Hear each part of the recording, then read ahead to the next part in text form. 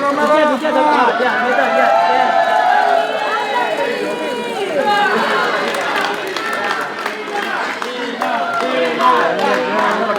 you guys as a guru-guru lelaki, mungkin boleh share sikitlah perasaan ataupun overall puas hati dengan prestasi di Olimpik Paris 2024. Saya rasa untuk Olimpik ini kita pun ada learn a lot from this Olympic, and we got our second bronze medal in our second Olympic, and I think this Olympic is special for us because I think we come back a lot from the difficult side, and finally we got the bronze again. I think. Perasaan ni sama ke ataupun berbeza dengan Tokyo 2020? Beza lah sebab masa Tokyo tak ada supporters kan, dan sekarang memang nampak itu bila masuk stadium boleh rasa gementar, boleh rasa pressure itu di dalam Olympic itu. So it's a different situation. So saya rasa saya dengan Aaron happy lah boleh overcome banyak situation di sana. Dan mungkin kita tak dapat deliver goal, tapi kita puas juga kita pun dapat medal bagi Malaysia. Macam mana you lihat harapan rakyat Malaysia kan, overall yang bagi all the support sampai datang ke KLIA semua, mungkin you nak sampaikan something untuk them? Memang kita kena thank you dengan yang fans supporters dekat Malaysia yang datang ke Paris juga support kita. Memang kena thank you juga. Kalau nak thank you memang banyak lah. Memang banyak BM, RTG punya team, lepas tu coaches, yang teammate kita, family kita. Ini semua orang yang sentiasa support kita no matter how lah. Aaron, 2 Olympics, 2 bronze medals, not lack of trying lah. You guys did everything. Moving forward, that closeness to closing the gap to go to the finals, it should be a process that start from here for LA, or how you see this challenge? I think is masih ada banyak ruang nak improve lagi bagi saya. Memang kita pun harus kena prepare sudah. Kalau kita betul nak fight untuk 2028 LA, memang start dari few years ni kena prepare, kena jaga kesihatan semua untuk nanti.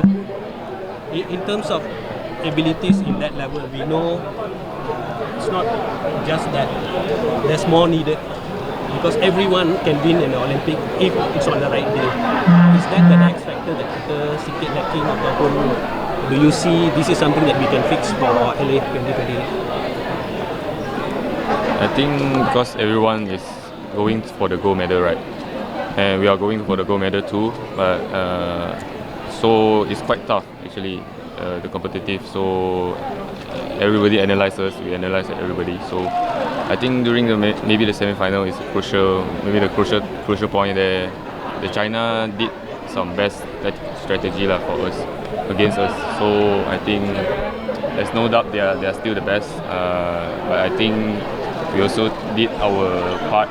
We also did our best. We really give it all from whatever from our training. Everything it come out, and I think we're satisfied with our performance.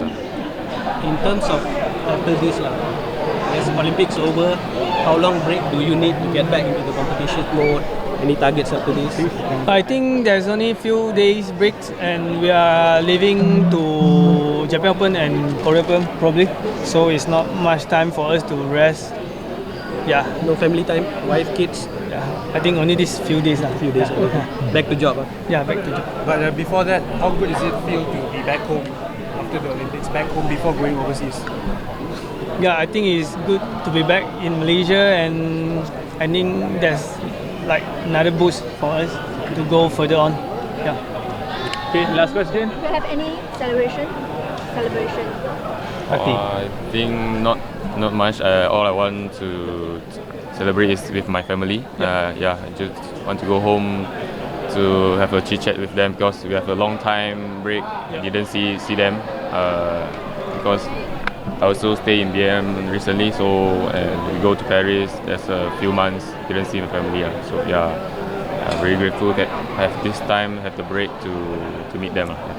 Ya, overall performance ya kita bisa bilang bahwa dari untuk target untuk kita mendapatkan gold medal itu kan memang kita tak sampai dapat ya.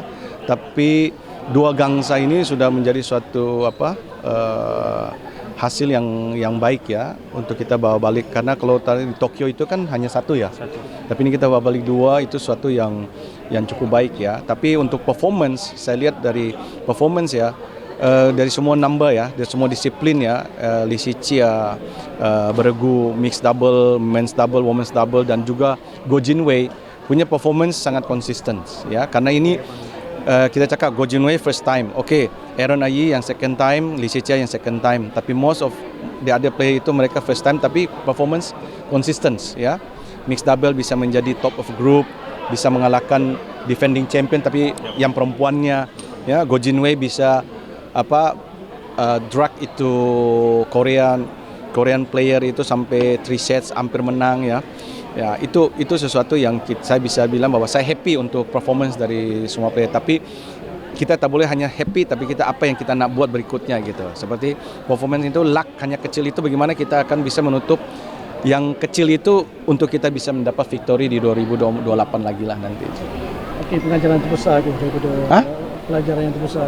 Pelajaran terbesar apa? Apa ya pelajaran terbesar? Ya, kita harus berani belajar dari negara yang ya seperti China, Jepun, ya, Korea. Nah, itu apa yang kita kita belum buat. Kita harus berani buat seperti apa mereka buat untuk kita bisa berbicara lebih jauh lagi di 2028 lah. Jadi ini yang pelajaran yang kita yang kita sudah buat sudah saya rasa cukup baik. Ya, support dari RTG, ya, support dari pihak BAM, manajemen, MSN, ISN, OCM semua sudah, saya bilang sudah cukup baik. Cuma apa yang kita perlu, karena end of the day yang akan bertanding di dalam court itu kan player. Kita mesti mau make sure player itu semua dia merasa masuk ke dalam, saya tak perlu takut ini, saya tak perlu takut ini ya. Mungkin dalam seperti Aaron dengan Zoe dan Peli dengan Tina di crucial point itu ada sedikit buat satu yang tak perlu dibuat, tapi yang harus buat mereka tak buat. Jadi ini yang luck yang buat mereka kalah di semifinal lah.